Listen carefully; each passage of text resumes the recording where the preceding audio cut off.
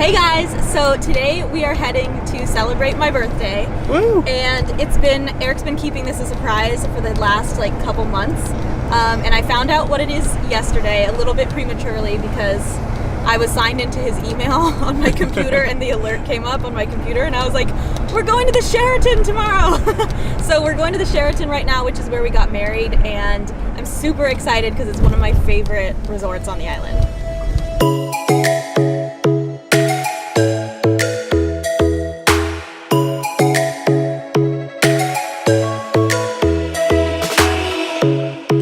Strikes by my window, hits my chest right in the morning, like a warning.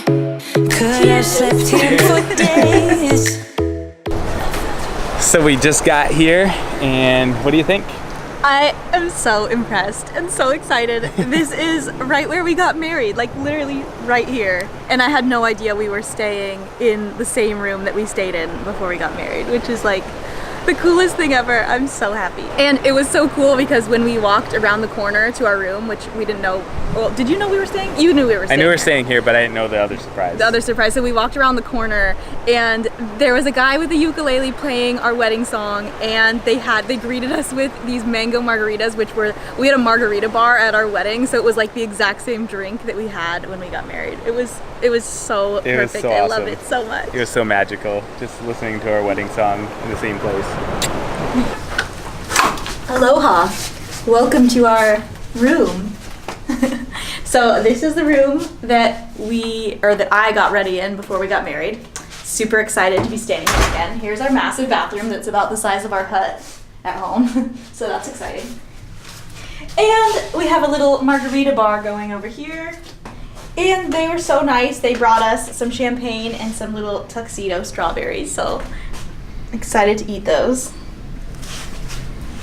And this is the room, which feels super luxurious to us now, having lived in a tiny hut for about 1.5 years. So it's pretty exciting, and this is our view, which is freaking incredible. So now I think we're gonna go take some photos and get some B-roll. But it's not real. We were close to see the sun, but clouds got in our way, and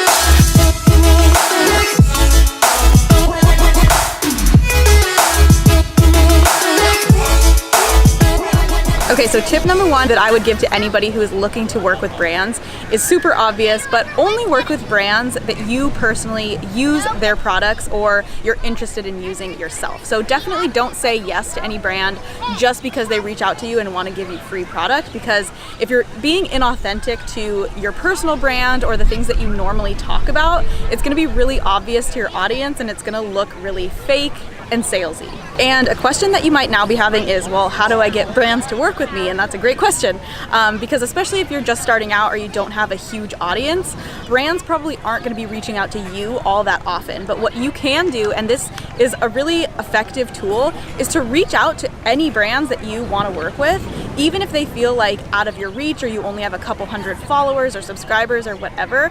But the thing to remember is to reach out to them and don't just immediately ask them for something like, hey, can I have some free product? You want to reach out to them and tell them, first of all, what you can do for them. So maybe like, hey, I love using your product and I would like to do a blog post talking about the different recipes that I could use it in. Like, would you be interested in a collaboration? Something like that. If you immediately reach out to somebody and ask them for something, it's probably not going to be as effective, and it's going to probably just like kind of leave a bad taste in their mouth. And this goes for like collaborating with other influencers as well. So every time I've like run a challenge where I have co-hosts, I reach out to them and ask them, and I say something personal like, hey, I love what you've been doing on your Instagram, and I say something specific, and I say like, hey, I'm doing this challenge next week. I think it would be a really awesome opportunity for both of us to grow our audiences.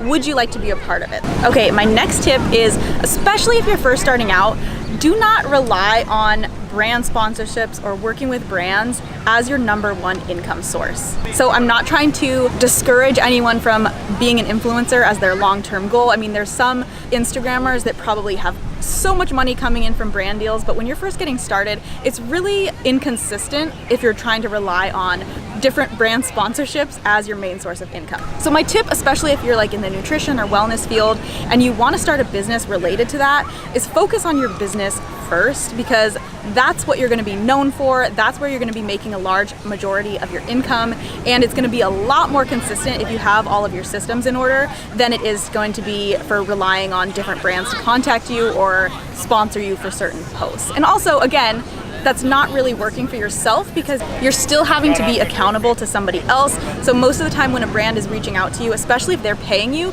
they're gonna tell you exactly what they want from you. Maybe it's a certain type of blog post or a certain type of video or a certain type of photo. You don't have creative control to do whatever you want. So if you want to be a business owner or have some sort of business online, definitely focus on that first, because #1, you're still working for yourself that way, and you can do whatever you want. You have free reign to make it into whatever you want and make as much money as you want. If you want more info on this, I'll link to one of my courses down below that can help you with that. Okay, my next tip is all about free versus paid sponsorships. So for me personally, I'm not saying this is what everybody should do, but I'll just give you an example of what I do. If brands reach out to me, I will respond back if it's a brand that I want to work with, and I will say, these are my prices. Whereas if it's a brand that I've reached out to because I really want to work with them or I really want free product or something like that, then I will just reach out and tell them what I can do for them for free in exchange for whatever they can give me. So that's kind of the rule of thumb that I go by. I know that some people have success reaching out and immediately giving them their prices, but I just feel like if somebody's reaching out to me, that means they really want to work with me, and I think that's grounds for having them pay me. Whereas if I'm reaching out to them, then I'll just do it for free. And my very last tip is all about being an influencer and how many followers or how big of an audience you need to have if you want to be an influencer. And the answer is, there's no really answer for that. Like, what you need to have if you want to be an influencer is confidence to reach out to the brands you want to reach out to.